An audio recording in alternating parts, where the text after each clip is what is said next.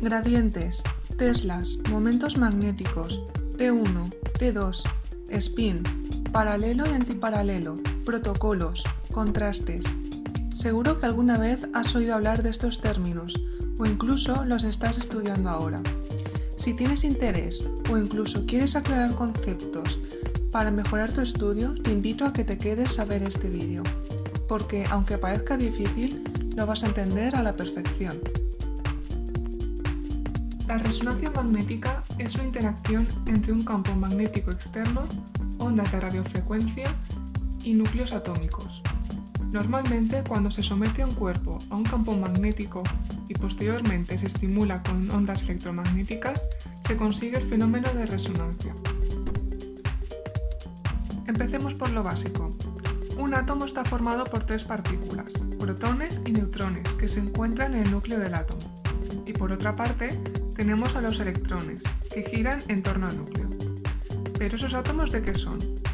¿Qué tienen que ver con la resonancia? Se trata de átomos de hidrógeno. Pero esos átomos, ¿por qué son de hidrógeno si hay muchísimos elementos en la tabla periódica? Pues resulta que en el cuerpo humano hay una gran cantidad de átomos de hidrógeno, porque somos en gran proporción agua.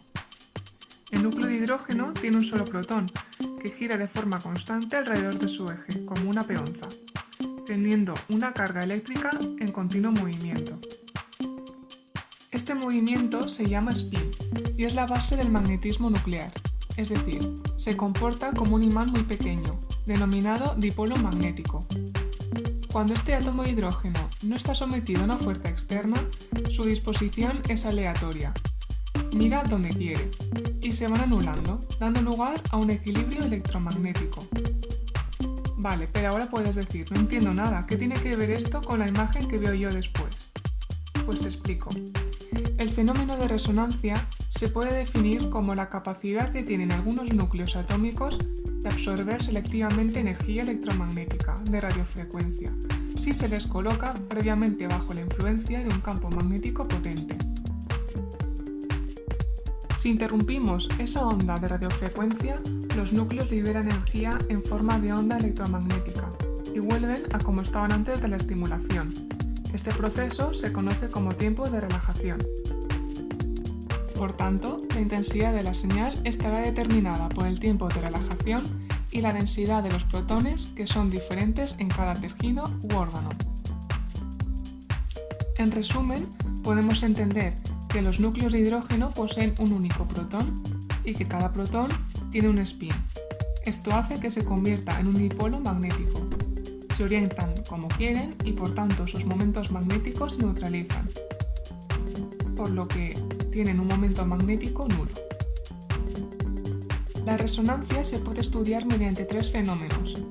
La alineación, que es cuando se somete a los protones de hidrógeno a un campo magnético externo intenso. Los protones se orientan, se alinean en la dirección del campo magnético externo, unos en antiparalelo y otros en paralelo.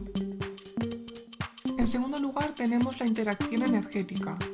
Se debe a la energía del spin que interacciona con el campo magnético, en el que no todas las alineaciones son iguales. El estado de alineación favorito es el que necesita menos energía, que es el paralelo, por tanto habrá más protones en este estado. Como habrá más protones en paralelo que en antiparalelo, se obtiene un vector de magnetización longitudinal, Z. Por último tenemos la precesión. Es el movimiento de peonza que mencionaba anteriormente.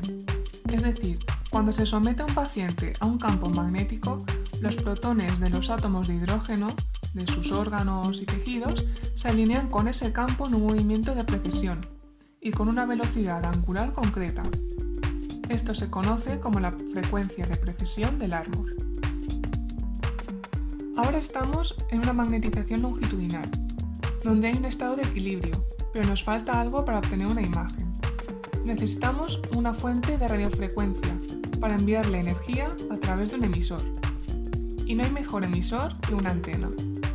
Por tanto, vamos a someter a los núcleos de hidrógeno a un pulso de ondas de radiofrecuencia de una frecuencia muy precisa, para conseguir que esos protones entren en resonancia. De acuerdo, ahora tenemos un campo magnético externo potente. que es el imán de la resonancia, y protones sometidos y procesando para él. Si ahora aplicamos un pulso de radiofrecuencia igual a la frecuencia de los núcleos de hidrógeno, los espines absorberán esa energía electromagnética, tendrán más energía y se desplazarán describiendo un ángulo de rotación y estarán en un estado de energía superior. Por tanto, estarán en antiparalelo. Esto hace que se produzca un equilibrio entre la cantidad de protones en paralelo y antiparalelo. Esta frecuencia de resonancia hará que ambos estados de los protones precesen en fase, es decir, girarán acompasados, lo que dará lugar a una magnetización transversal XY, también llamado movimiento de nutación. Este cambio se mantendrá mientras se mantenga activo el pulso de radiofrecuencia. Para realizar el cambio de magnetización longitudinal a transversal hay que emitir un pulso, y existen dos tipos. El pulso de 90 grados, que es el responsable de que el vector longitudinal pase a transversal, y el pulso de 180 grados, que hace que la magnetización gire hacia el eje longitudinal, pero en sentido opuesto al campo magnético. La señal de resonancia magnética solo puede ser detectada si se crea una magnetización transversal perpendicular a la longitudinal, dotándole de la capacidad de inducir una determinada tensión a una bobina receptora. Es decir, un pulso de radiofrecuencia en la frecuencia del árbol reorienta la magnetización longitudinal hacia el plano transversal, magnetización que podemos detectar mediante una bobina receptora. Entonces, ¿qué pasa si desconectamos el pulso de radiofrecuencia? Los protones que han cogido energía comienzan a ceder la que les sobra, para volver al estado de equilibrio que tenían antes. Esto se denomina relajación. En el fenómeno de relajación, los protones pierden la precesión y después vuelven a alinearse con el campo magnético en sentido paralelo. Esto es la famosa relajación en T1.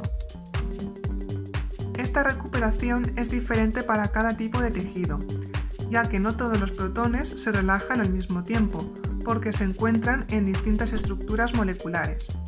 El T1 de un tejido se define como el tiempo que tarda en recuperarse el 63% de su magnetización longitudinal.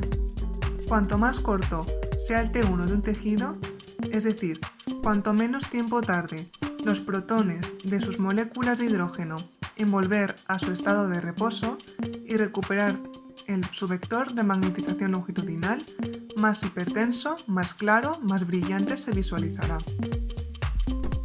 Un buen ejemplo es la grasa, que tiene un T1 corto, lo que hace que se muestre con una mayor intensidad, más blanco, más brillante.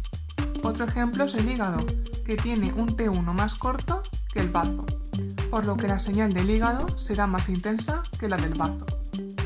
Cuando se pierde energía en el plano transversal, se denomina, aquí no fueron muy creativos la verdad, relajación transversal o spin-spin, o T2, que es cuando los protones sufren una pérdida de fase.